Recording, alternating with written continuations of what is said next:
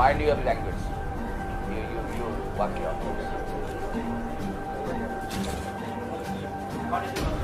होइन त्यो वाक्य होइन, नत्र इन्टरभ्यू गर्दैछ। तपाईँको एउटा कुरा के भने जो महापागलहरूका छोरा नाति छन्, पाटन हस्पिटल वा राँचीबाट भर्खरै भागेर आएका छन् नि, त्यसले लक्ष्मीप्रसाद देवकोटालाई हिजो तिनका पूर्वजहरूले पागल भने, उहाँले पागल पनि गरे। तिनीहरूले सुकरातलाई पनि त्यसै भने, बुद्धलाई पनि त्यसै भने, जनता कमरेड मदन भण्डारीदेखि अहिले सामान्य प्रधानमन्त्रीज्यूलाई पनि त्यही भन्दैछन् र त्यो आरोप हामीले लगाएको सुपर ट्यालेन्ट मान्छेलाई त्यसो भनिँदो रहेछ। त्यसकारण यो अंश म तपाईँलाई कडा चेतावनी दिन्छु। र अर्को कुरो हो, डेफिनेटली हामीले पढेका छौँ, बुझेका छौँ, लेखेका छौँ।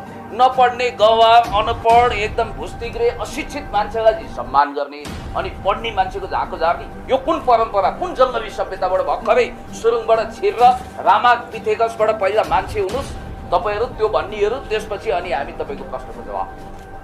तपाईँहरूले के सुन्नुभयो? मैले भन्छु रानीको छोरो, तपाईँहरू सुन्नुहुन्छ रानीको छोरो, म गर्छु आग्राको कुरो, तपाईँ गर्नुहुन्छ घाग्राको कुरो।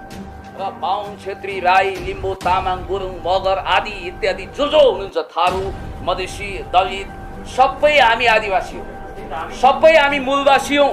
त्यस कारणले गर्दाखेरि इतिहासको गलत व्याख्या गरेर हामीले कहिले भन्यौँ तपाईँहरू मङ्गोलहरू मङ्गोलियाबाट माइग्रेट भएर केकमा तपाईँले सबैभन्दा केकमा कसैले आफ्नो तस्बिर राख्छन् अनि आफैलाई काटेको हो त, आफ्नो प्यारी प्रेयसीको तस्बिर राख्छन् अनि प्रेयसीलाई टुक्रा टुक्रा बनाएको हो त। यस्ता फजुल लन्जो फन्जो कुराको पछाडि नलाग्नुहोस्, सच्चाइमा जानुहोस्। झन्डा जलाउनु एउटा पाप हो, अपराध हो। त्यो अनुसारमा जसले नेपालको राष्ट्रिय झन्डालाई टेबलमा राखेर रक्सी र मासु खाएको अहिले पनि तस्बिर सामाजिक सञ्जालमा तपाईँले देख्नुहुन्छ। उहाँहरूमाथि पनि कारबाहीको प्रक्रिया अगाडि बढोस् भन्ने आरोप लगाउनु भयो तपाईँले।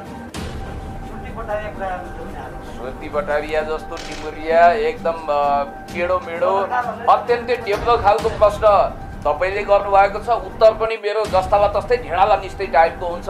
तपाईँ जस्तो प्रश्न गर्छ आइन्दा तपाईँको वेट छैन नभन्नु होला। म 70-75 किलोको रातो पिरो बलियो बाङ्गो दह्रो खरो मान्छे हो। बरु तपाईँ यति पेलन्दारे हुनुहुन्छ, यति शिशुपाल हुनुहुन्छ, यति सुकीटाट हुनुहुन्छ कि तपाईँलाई म एउटा ठुलो ठुलो खल्ती भएको ज्याकेट पठाइदिन्छु जहाँ दुईतिर 1-1 किलोको ढुङ्गा राख्नुहोस्, चैतको हावाबाट बस्नुहोस्, नभए फु गर्दा थानकोट पुग्नुहुन्छ, हुरीले उडाउला बस्नु।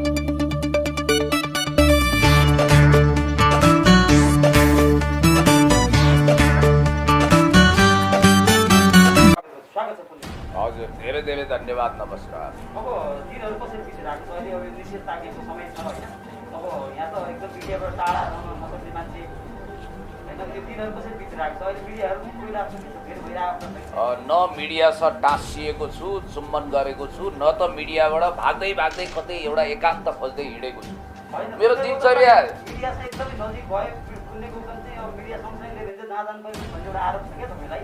तपाईँ सधैँ मसँग हिँड्नु भएको छ र यस्तो आरोप लगाउनुहुन्छ। आरोप होइन, त्यो साँचो कुरा होला। किनभने पुण्य गौतम जहाँ हुन्छ त्यहाँ सत्य, न्याय, इन्साफ हुन्छ। देशको पक्षमा, जनताको पक्षमा, विकासको पक्षमा, समृद्धिको पक्षमा हर हमेसा भ्रष्टाचार विरुद्ध, अपराध विरुद्ध, हर किसिमको विकृति विसङ्गति विरुद्ध पुण्य गौतम ठिङ्ग सती साल जस्तो भएर दह्रो थरो उभिने हुनाले मिडियाले एक हिसाबले भन्नुपर्दा कहिलेकाहीँ पुण्य गौतमलाई असीम अनुकम्पा सहित पछ्याउनुहुन्छ, कहिलेकाहीँ गाली पनि गर्नुहुन्छ, कहिलेकाहीँ ताली पनि ठोक्नुहुन्छ।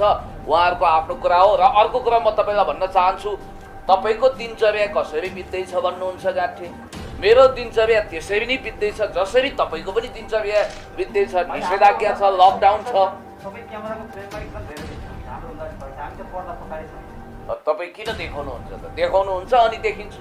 मैले क्यामेराको फ्रेम चाहियो मलाई भन्दै उफ्रेर ताप्रे गरेर नाइ मलाई त्यही केटी चाहिन्छ, शैलीमा प्रकाश पौडेलले गीत गाए जस्तो क्यामेरा चाहियो, क्यामेरा चाहियो, क्यामेरा बिना मरिहत्ते नाइ।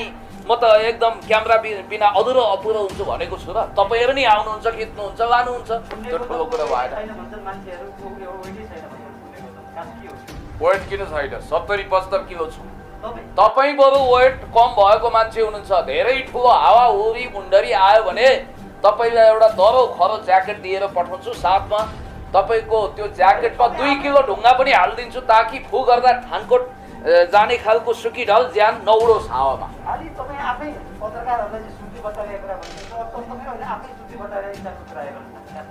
पत्रकार हुन नसकेका लार्वा प्युपा पुतली, यो पुतली बन्ने प्रक्रिया छ।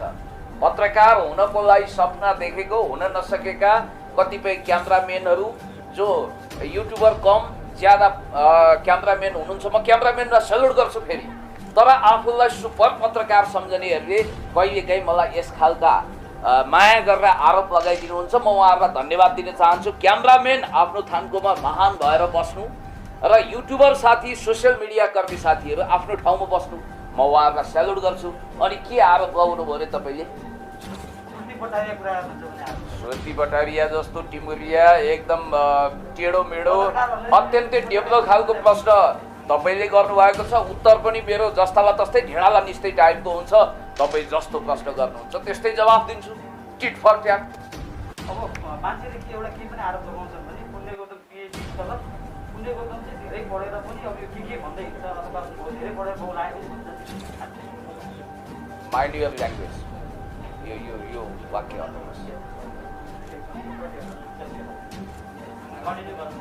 होइन त्यो वाक्य होइन नत्र इन्टरभ्यू गर्दैछ नि। तपाईँको एउटा कुरा के भने जो महापागलहरूका छोरा नाति छन्, पाटन हस्पिटल वा राँचीबाट भर्खरै भागेर आएका छन् नि, त्यसले लक्ष्मीप्रसाद देवकोटालाई हिजो तिनका पूर्वजहरूले पागल भने, उहाँले पागल कविता लेख्नु। तिनीहरूले सुकरातलाई पनि त्यसै भने, बुद्धलाई पनि त्यसै भने, जननेता कमरेड मदन भण्डारीदेखि अहिले सामान्य प्रधानमन्त्रीज्यूलाई पनि त्यही भन्दैछन्। र त्यो आरोप हामीले लगाएको सुपर ट्यालेन्ट मान्छेलाई त्यसो भनिँदो रहेछ। त्यसकारण यो अंश म तपाईँलाई कडा चेतावनी दिन्छु। र अर्को कुरो हो, डेफिनेटली हामीले पढेका छौँ, बुझेका छौँ, लेखेका छौँ।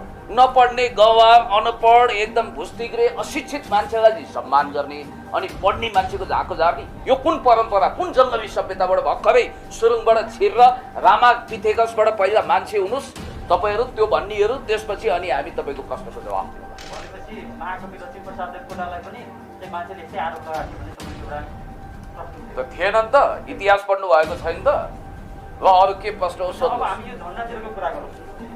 खास गरी नेपालको झन्डा जलाइएको छ, त्यो विषयमा चाहिँ तपाईँले असहमतिहरू अथवा तिनीहरूलाई चाहिँ कडा कारवाही गर्नुपर्छ भन्ने कुराहरू पनि राख्दै आइरहनु भएको छ विभिन्न मिडियामा। खास यो झन्डा जलाउनु चाहिँ अब त्यो विषयमा चाहिँ के छ, तपाईँले कसरी बुझ्नु भएको छ? झन्डा भनेको राष्ट्रिय स्वाभिमानको प्रतीक, झन्डा भनेको हाम्रो मूल्य हो, आदर्श हो, हाम्रो जीवन पद्धति हो। झन्डा भनेको राष्ट्रियताको प्रतीक हो।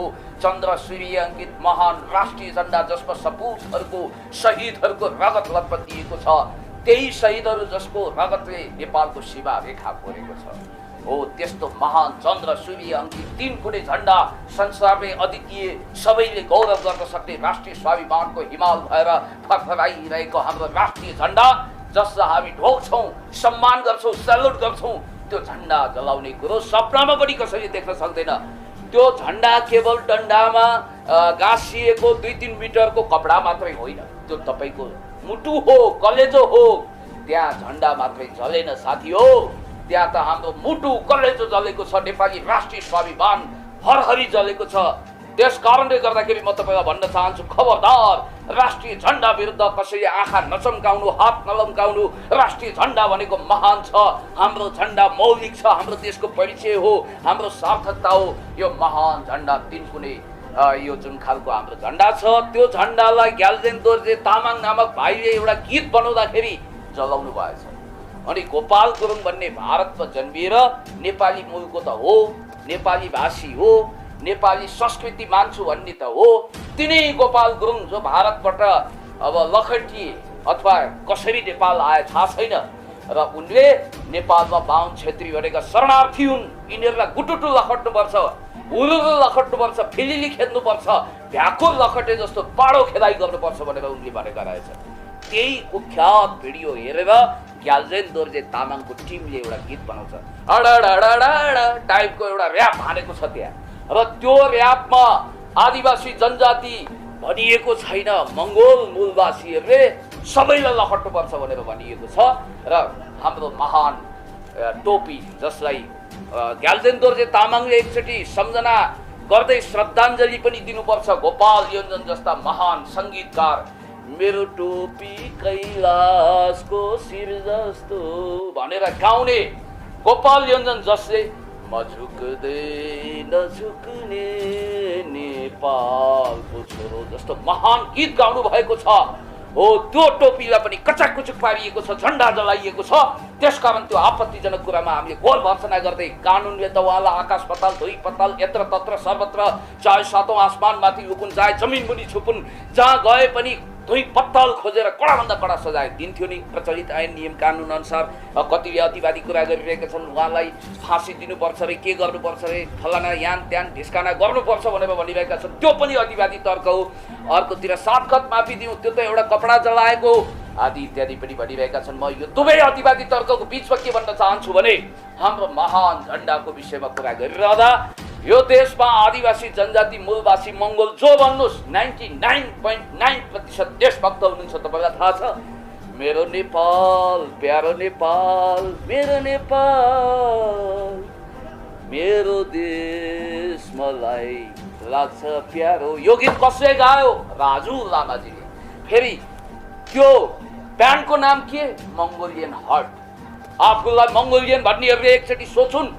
राजु लामाजी आज अमेरिकामा हुनुहुन्छ, शरीर त अमेरिकामा छ, मन पक्षी जस्तो भरर उडेर आउँछ र नेपाललाई माया गरिराख्छ। अनि सयौँ थुङ्गा फुलका हामी एउटै माला नेपाली, सार्वभौम भई फैलिएका मेची महाकाली। वाह रे वाह, क्या गजबको राष्ट्रिय गीत छ। कसले लेख्यो यो? व्याकुल माइलाजी। व्याकुल माइलाजी भनेको को? व्याकुल माइलाको थर के हो? राई हो। यसमा सङ्गीत कसले भर्यो? महान सङ्गीतज्ञ अमर गुरुङजी। उहाँहरू चाहिँ मङ्गलवासी अथवा एक हिसाबले भन्नुपर्दा उहाँहरू जनजाति आदिवासी होइन, पक्कै हो। त्यस कारणले गर्दाखेरि म भन्न चाहन्छु देशलाई हृदयभरि सजाउने बाहुन छेत्री राई लिम्बू तामाङ गुरुङ मगर आदिवासी जनजाति महिला दलित मधेसी हर कोही मुस्लिम सीमान्तकृत अल्पसङ्ख्यक लैङ्गिक हिसाबले जातीय हिसाबले वर्गीय हिसाबले सबै हिसाबले नेपाल 4 वर्ण 36 जातको साझा फुलबारी हो। इन्द्रेणी भाइ त्यसको इन्द्रेणी भाइ संस्कृतिलाई स्वीकार गर्नुपर्छ। ग्याल्जन दोर्जे तामाङ भाइ अहिले आफ्नो अपराधको दण्ड भोग्नको लागि करापच्याप भएर अहिले अदालतको कठघरामा उभिँदैछन्। उनलाई कानुनले सजाय दिन्छ। अतिवादी कुरा नगरौँ र झन्डा जलाउनेलाई कसैले पनि 5 खत माफ वा 7 खत माफ गर्न सक्दैन। भनेपछि अब यो एउटा झन्डा जलाउने कुरा मात्र भने यहाँ चाहिँ आर्यन र यो मङ्गोलियन बिचमा चाहिँ एउटा द्वन्द्व पैदा गर्ने स्थिति पनि सिर्जना भएको देखिन्छ। तपाईँले यसलाई कसरी? भाइले ठिकै भन्नुभयो, ठिकै बुझ्नुभयो तपाईँले। यो देशमा एक हिसाबले भन्नुपर्दा हामी कस्तो सहिष्णु छौँ भने हामी त्रेतायुगको कैकैले जस्तो कुनै जाति कुनै भाषा कुनै धर्म कुनै वर्ण कुनै लिङ्गलाई काखमा राखेर अरू सबैलाई पाखा गर्ने त्रेतायुगको कैकैवाला सोचमा छैनौँ। राज्यले सर्वधर्म समभाव, यसको मतलब पेट्ला झेल्दा ठेलठाल गरेर धर्म परिवर्तन गर्ने किनकान गर्ने धर्मको ठेकदारी चलाउने पेटी कन्ट्र्याक्टरलाई माफ गर्छ यो होइन। जोर जबरजस्ती पैसामा किनिएर धर्म परिवर्तन गर्नु हुँदैन भन्ने पक्षमा हामी छौँ। तर एउटा कुरा के छ भने नेपाल धार्मिक जातीय सबै हिसाबले सहिष्णु देश हो र हामी भन्न चाहन्छौँ सर्वधर्म समभाव भनेको के? सबै धर्मलाई समभाव राख्ने भनेको। यसको मतलब कसैलाई काखा कसैलाई पाखा गर्ने त्यो सौतेलो व्यवहार यहाँ हुनै सक्दैन। कैकैको जस्तो सौतेलो व्यवहार। यो भन्नुको मतलब के? धर्मनिरपेक्ष सेकुलर कन्ट्री नेपाल हो र सबै जाति भाषा धर्म लिङ्ग वर्णलाई समावेशी लोकतन्त्र अन्तर्गत कोटै छुट्याएर लोकसेवादेखि संसदसम्म हरेक निकायमा अहिले तपाईँले हेर्नुहुन्छ त्यहाँ विशेष खालको प्रतिनिधित्वको व्यवस्था गरेको छ। त्यस्तो व्यवस्था अमेरिकामा पनि छैन, युरोपमा पनि छैन, कतिपय प्रजातान्त्रिक देशमा छैन। अमेरिकामा हिलरी क्लिन्टन जस्तो पर्फेक्ट विदेश मन्त्रीले राष्ट्रपति पद किन जितिन? किनभने उनको एउटै दोष थियो, एउटै भुल थियो कि उनी महिला भएर जन्मिन्।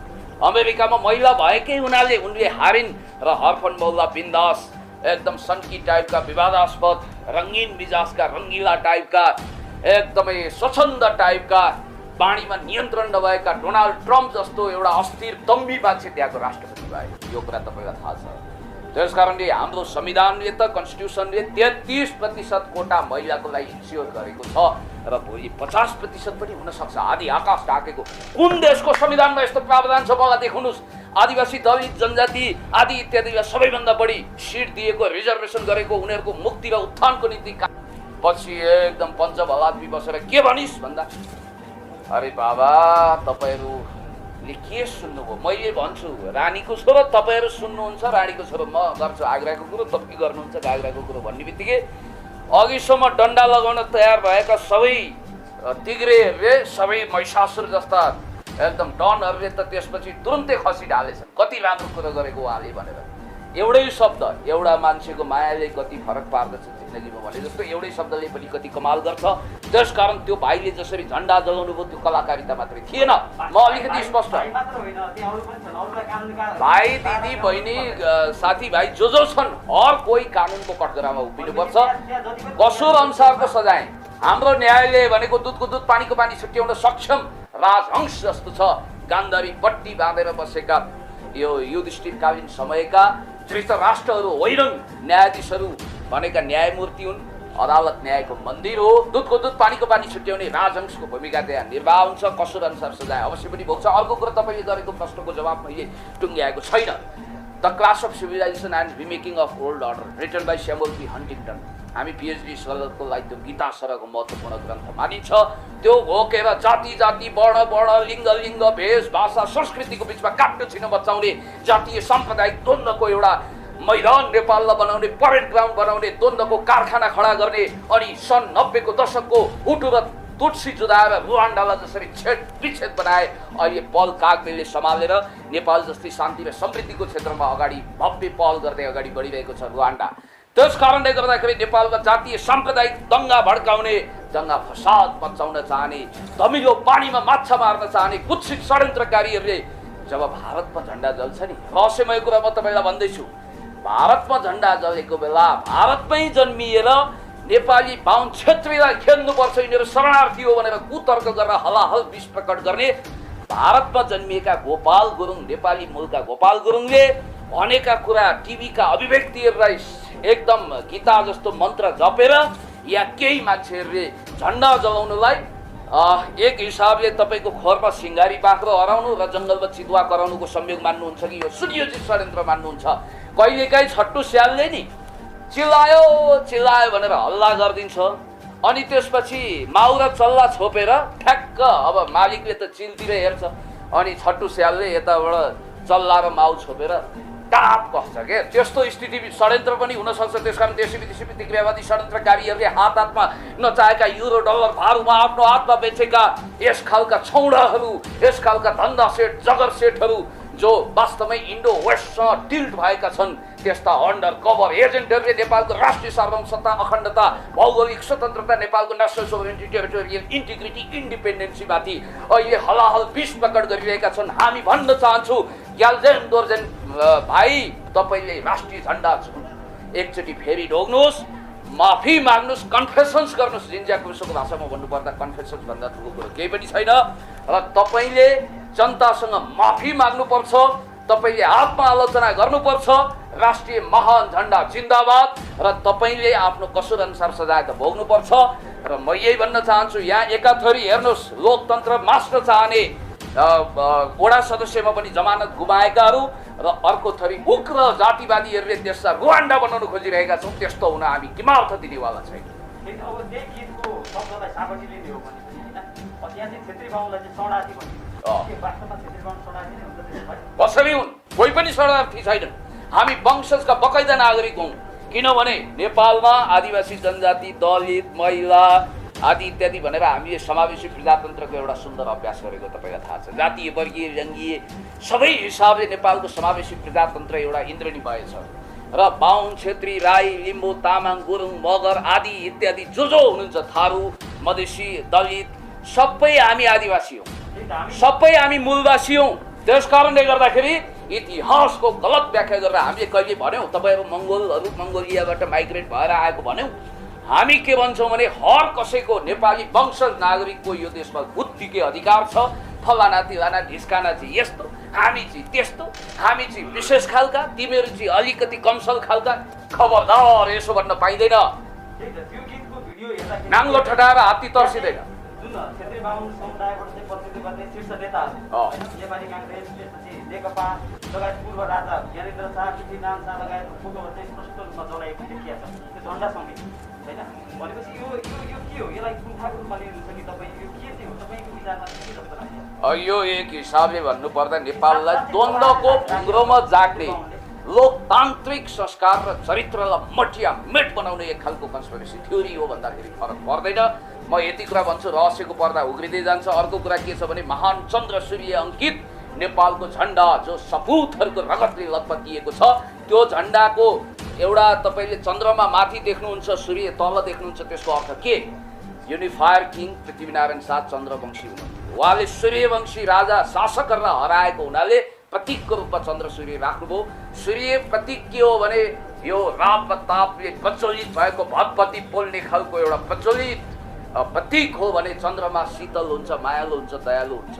सूर्य लडाइँको प्रतीक होला, वीरताको प्रतीक होला, चन्द्रमा माया करुणा प्रेमको प्रतीक होला। त्यसकारण संसारमै दुर्लभ अत्यन्तै सुन्दर यो म तपाईँलाई एउटा कुरा भन्न चाहन्छु, जननी जन्मभूमि स्वर्गादपि गरिएसी motherland are greater than heaven. आमा र त्यो स्वर्गभन्दा प्यारो हुन्छ भन्ने मान्यताको आधारमा हाम्रो राष्ट्रिय झन्डा, मैले यही विश्वमा राष्ट्रकवि महाकवि राष्ट्रकवि माधव प्रसाद घिमिरेज्यूलाई पनि श्रद्धाञ्जली दिन चाहन्छु। गाउँछ गीत नेपाली ज्योतिको पङ्ख उचाली, जय जय जय नेपाल सुन्दर शान्त विशाल, सुन्दर शान्त विशाल। धेरै गायकलाई लज्जित बनाउँछ मेरो स्वरले, किनभने म त बाथरुम सिङ्गर हुन पनि असफल। र म भन्न चाहन्छु यो महान झन्डाको इज्जत गरौँ, कदर गरौँ, यसलाई सम्मान गरौँ। झन्डा नक्सा महान हुन्। कतिपयले कुतर्क गरिरहेका छन्, के को कुरा गरिरहेका छन् हो? म तपाईँलाई भन्छु, केक भनेको चाहिँ कस्तो प्रतीक हो भने तपाईँले सबैभन्दा बढी माया गरेको वस्तुलाई प्रिय। सुन्नु न, म ग्लोबल ट्रेन्ड तपाईँलाई बताउँदैछु। हाम्रो संस्कृतिभित्र पनि ती कुराहरू आउँदैछन् हो। म यो कुरा मान्छु कि जनताको चेतनाको लेभल अनुसार काम गर्नुपर्छ। कुण्ड पानी हुन्छ, मुण्ड बुद्धि हुन्छ, अलिकति त्यसमा हेक्का राखिनु पर्थ्यो भन्ने गुनासोलाई हामी सुनवाई गर्नुपर्छ। तर यो अरू कुरा अन्त चैतप जन्त भने जस्तो उहिले यो प्रश्नको जवाब दिइसकिएको, अहिले पनि एकदम अड्बाङ्गो खालको प्रश्न तेर्साइएको छ। केकमा जस्तो भ्लादिमिर पुटिनले पनि रुसको झन्डा राखेर, रुसको नक्सा राखेर केक काटेका छन्। यसबारे तपाईँ के भन्नुहुन्छ? संसारको सबभन्दा अल टाइम बेस्ट लेजेन्डरी नेताको रूपमा चिनिनुहुन्छ। Narendra Modi, Barack Obama, Donald ट्रम्पदेखि लिएर प्रेसिडेन्ट सीले पनि त्यसै गर्नुभएको छ। यसको मतलब यो बुझ्नुपर्छ कि केकमा तपाईँले सबैभन्दा केकमा कसैले आफ्नो तस्बिर राख्छन् अनि आफैलाई काटेको हो त, आफ्नो प्यारी प्रेयसीको तस्बिर राख्छन् अनि प्रेयसीलाई टुक्रा टुक्रा बनाएको हो त। यस्ता फजुल लन्जो फन्जो कुराको पछाडि नलाग्नुहोस्, सच्चाइमा जानुहोस्। झन्डा जलाउनु एउटा पाप हो, अपराध हो, त्यो अनुसार सजाय भोग्नुपर्छ।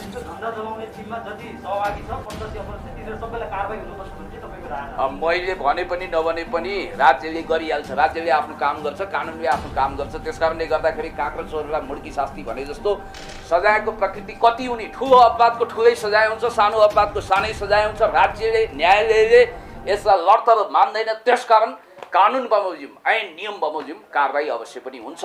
र म चाहन्छु रत्नाकर डाकु पनि वाल्मिकी बनेको छ। त्यस कारणले गर्दाखेरि उहाँहरूको पनि रूपान्तरण होस्, उहाँको पनि हित होस्। मलाई आश्चर्य लाग्छ कतिपय आदिवासी, दलित, जनजाति, मूलवासी मङ्गोलियनहरूले मैले उहाँहरूलाई तपाईँ भनेकोमा तल एकदम दुर्वासा बनेर रातो रातो आँखा पारेर आग्नेय वर्षा गरेर किन तपाईँ भनेको भनेर मामुवाला गाली गलौज गरेको मैले पाएँ। त्यसकारण देशभक्तहरूको अहिले हृदय भतपति पोलेको छ। म चाहन्छु यहाँ बुढी मरी भन्ने होइन, काल पल्क्यो भन्ने हो। वन साङ्लो घर साङ्लो भन्दा पनि खतरनाक, के अरे घर साङ्लो वन साङ्लो भन्दा पनि खतरनाक छ। त्यस कारणले गर्दाखेरि अहिले यो नजिर बस्न दिनु हुँदैन कि झन्डा जलाउँदैमा केही हुँदो रहेछ, फलाना गर्दैमा केही हुँदैन भन्ने यो नजिर बस्नु हुँदैन। र कानुन बमोजिम उहाँहरू जुनसुकै जातको, जुनसुकै भाषाको, जुनसुकै लिङ्गको भए पनि कारवाही हुन्छ। हिस्सेलाई जसले देश खारेज गर्नुपर्छ भनेर नारा लगाएकी थिइन्। म त भन्छु उनलाई पनि कारवाहीको दायरामा ल्याउनु पर्यो। महान देश विरुद्ध बगावत गर्ने गगन थापा र मिनेन्द्र रिजालहरू युरोपको भ्रमणमा जाँदाखेरि बकैदा म तपाईँलाई भन्न चाहन्छु, सुन्नुहोस् एकछिन, म तपाईँलाई भन्छु कुन काजी कहाँ हुनुहुन्छ, काजीहरूको उडान कता कता छ। आङकाजी, तपाईँले आङकाजी उता पाँच थरको आङकाजी लिम्बूको कुरा गर्नु हो कि अथवा हेटौडाको आङकाजी लामाको कुरा गर्नु हो कि कसको कुरा गर्नु हो? नेता हो कि कार्यकर्ता हो? म एकजना आङकाजी शेर्पाजीलाई चाहिँ चिन्छु, अरू धेरै आङकाजीको विषयमा थाहा छैन। आङकाजीजीको अभिव्यक्तिको जिम्मेवारी उहाँले लिनु होला, उहाँको विषयमा उहाँसँगै प्रश्न सोध्नुहोस्। अर्को कुरा म तपाईँलाई भन्न चाहन्छु, गगन थापा जसले नेपालको राष्ट्रिय झन्डालाई टेबलमा राखेर रक्सी र मासु खाएको अहिले पनि तस्बिर सामाजिक सञ्जालमा तपाईँले देख्नुहुन्छ। उहाँहरूमाथि पनि कारवाहीको प्रक्रिया अगाडि बढोस्, म यही भन्न चाहन्छु। हस्, समय र संवादको लागि यहाँलाई धेरै धेरै धन्यवाद। तपाईँलाई पनि धेरै धेरै धन्यवाद। यो चाँजो पाँजो मिलाउनु हो, तपाईँलाई धन्यवाद दिन चाहन्छु र म यही भन्न चाहन्छु, आइन्दा तपाईँको वेट छैन नभन्नु होला।